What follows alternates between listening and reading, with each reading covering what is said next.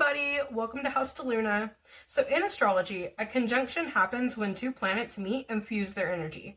It's like the universe turning up the volume on certain lessons and themes, which is why these moments often bring clarity, change, and powerful awakenings. In a typical month, we might experience 1 to 3, or sometimes none at all, but this month, we're seeing an unprecedented 10 conjunctions in a single month. This is unheard of in our time or any time in recorded history, really. So this week, I thought I'd do something a little different and see what these conjunctions have in store for the collective.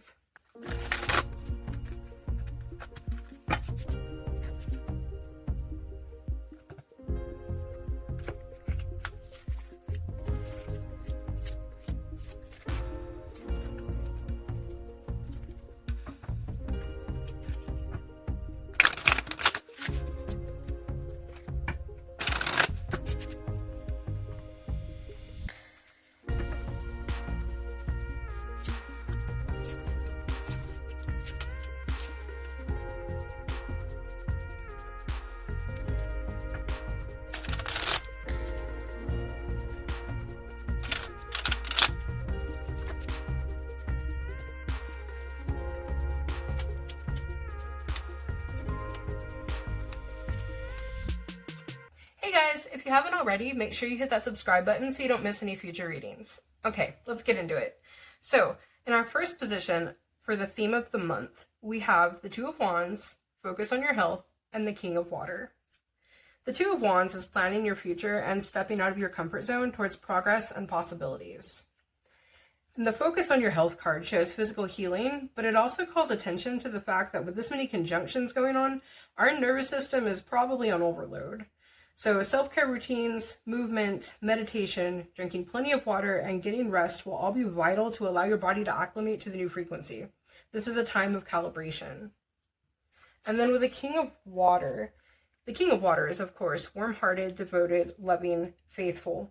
But what I'm seeing more than anything is someone who looks at you and sees your vast potential. This is someone who pushes you from a place of love to achieve everything your heart desires. Also, this is the Penguin card. A penguin is a bird without flight. This symbolizes attainment of your goals while avoiding the expectations of society. So if you're thinking that what you want in life is too crazy or ridiculous, or that you yourself are too much for this world, then you are right on track. Because if ever there was a time for the outrageous to succeed, it is right now. In our second position of what to release during this time, we have the Six of Swords in reverse, Zadkiel purple, and the High Priestess. So the Six of Swords in reverse shows someone who has a hard time asking for or accepting help. This is resistance to change and also carrying baggage from the past. And the Zadkiel card says to let go of anything that disconnects you from your higher self or the divine and to remove all self-doubt or disbelief in your purpose. Zadkiel is also the Archangel of Forgiveness, which relates back to that Six of Swords with the baggage from the past. So I'm getting the feeling that a lot of us need to forgive on a deep level. And that doesn't mean allowing situations to continue or accepting people back into our lives. It means to accept what is so that you can release that energy, cut the cord on it, and begin to live in peace from a healthy place. And with the High Priestess Owl card, I think what we're being asked to let go of is the need to have all the information and see everything clearly before beginning. You don't have to have things planned out down to the last minute detail to get moving on your goals.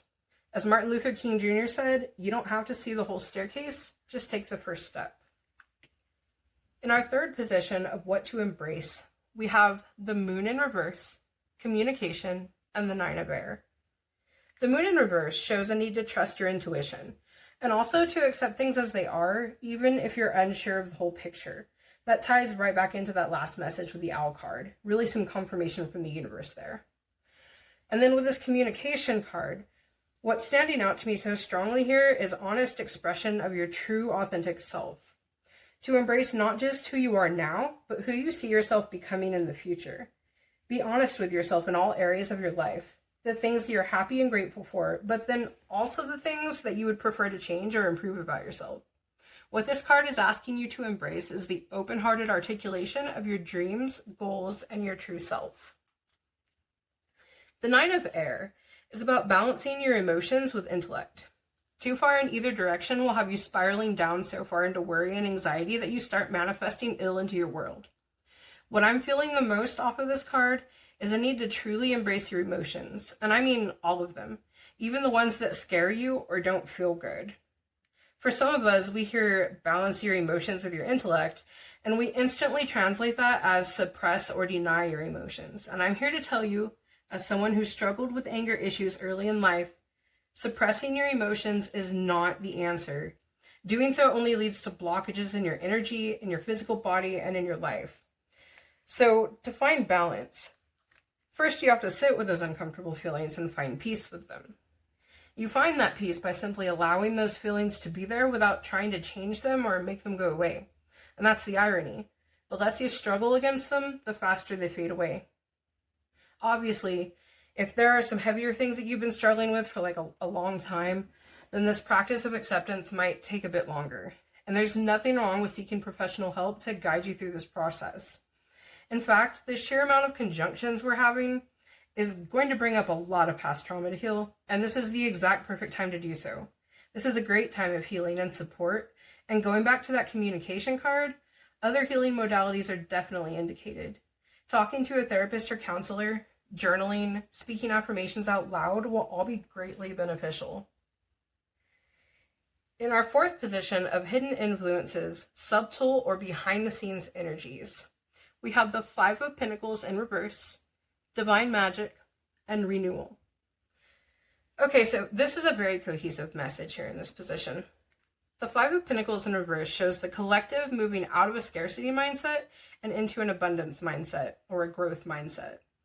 This is starting to believe that things and people really can learn and change for the better. It shows overall positive outcomes. The Divine Magic card amplifies that message, and in fact, I'm going to read that one from the book. It says, "This is a magical time in your life where wishes really can come true. However, it's important that you be able to visualize exactly what you're dreaming of. It may be a good time to journal about what you want to manifest. Or perhaps a vision board would help to organize your energy and create clarity for your heart's desire. We encourage you to dream big. This is not the time to just hope for a free cup of tea. Aspire to ideas and concepts that would change your life in a magical way. Divine Magic is not just about your thoughts, it's about your feelings. Joyful emotions bring wonderful outcomes. Allow yourself to feel the magic." So it's not just asking you to dream bigger. It's also asking you to get super clear about what it is you want and to say it out loud.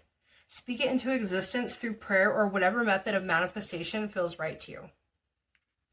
And then with this Renewal Raccoon card, this takes all of that even another step farther. It also speaks of clarity, personal transformation, and making changes towards your life purpose. After all, the raccoon does say it is a trash can, not a trash cannot. And with all of that, it does also remind us that once we get in alignment with the life we want for ourselves, then the people, places, and things that aren't in alignment with that life will slowly get pushed out. Well, okay, so I say slowly, but I suppose that's relative. It may happen more quickly for some, and that can be very jarring, which I'm sure is why it's coming up at this stage in the reading, to remind us to, I guess, in a way, be careful what we wish for.